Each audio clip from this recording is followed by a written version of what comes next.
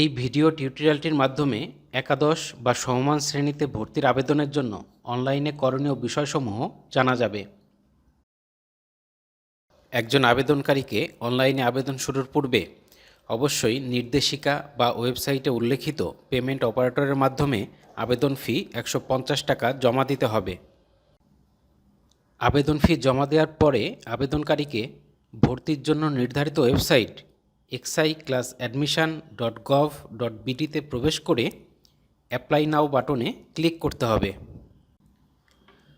Apply নাও বাটনে click করলে এই ধরনের একটি উইন্ডো আসবে। সেখানে নির্ধারিত ঘরে আবেদনকারীর এসএসসি পরীক্ষার রোল, বোর্ড, পাশের সন ও রেজিস্ট্রেশন নম্বর দিতে হবে এবং সেখানে যে ভেরিফিকেশন নম্বরটি থাকবে সেটি দিয়ে নেক্সট বাটনে ক্লিক করতে হবে। এখানে আমরা একটি টেস্ট রোল নাম্বার এবং রেজিস্ট্রেশন নাম্বার দিয়ে আবেদন প্রক্রিয়াটি সম্পন্ন করছি।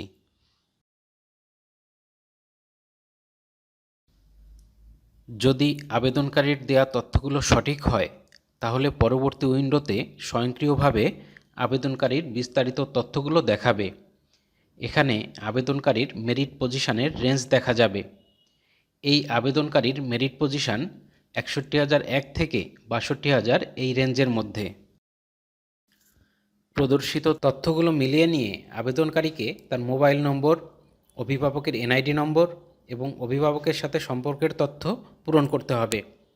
এখানে উল্লেখ্য যে এই মোবাইল নম্বরটি অবশ্যই আবেদন ফি দেওয়ার সময় যে মোবাইল নম্বর দেওয়া হয়েছিল সেটিই দিতে হবে।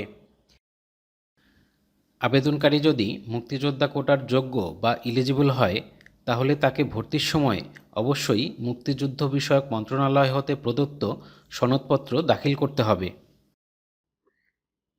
এরপর নেক্সট বাটনে ক্লিক করলে আবেদনকারী তার কলেজের পছন্দক্রম দেওয়ার জন্য এই উইন্ডোটি পাবে। আবেদনকারী তার পছন্দ অনুযায়ী সর্বনিম্ন 5টি এবং সর্বোচ্চ 10টি কলেজ পছন্দক্রমে দিতে পারবে।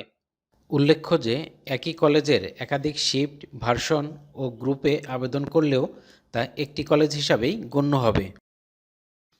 আবেদনকারী এডুকেশন কোটার জন্য আবেদন করলে এডুকেশন কোটা সম্পর্কিত একটি বার্তা প্রদর্শিত হবে যাতে এডুকেশন কোটা সংক্রান্ত নির্দেশনা রয়েছে। আবেদনকারী অবশ্যই এই কোটার জন্য এলিজিবল কিনা তা নিশ্চিত হয়ে এই কোটার জন্য আবেদন করবে।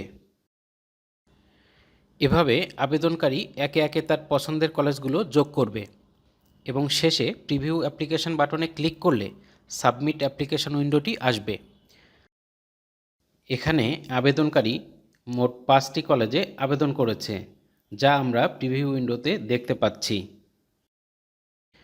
যদি আবেদনকারী কোনো তথ্যের পরিবর্তন না চায় তাহলে সাবমিট অ্যাপ্লিকেশন বাটনে ক্লিক করে আবেদন সম্পন্ন করবে। আবেদন সম্পন্ন হওয়ার পর আবেদনটি প্রিন্ট করার জন্য এই উইন্ডোটি আসবে। আবেদনকারী এখান থেকে তার আবেদনটি প্রিন্ট অথবা সেভ করে রাখতে পারবে। আবেদন করার সময় কোনো সমস্যার সম্মুখীন হলে ভর্তি ওয়েবসাইটে দেয়া হেল্পলাইনে যোগাযোগ করা যেতে পারে। এছাড়া বোর্ড সংশ্লিষ্ট কোনো সমস্যা থাকলে সরাসরি বোর্ডের হেল্পলাইনে যোগাযোগ করতে হবে।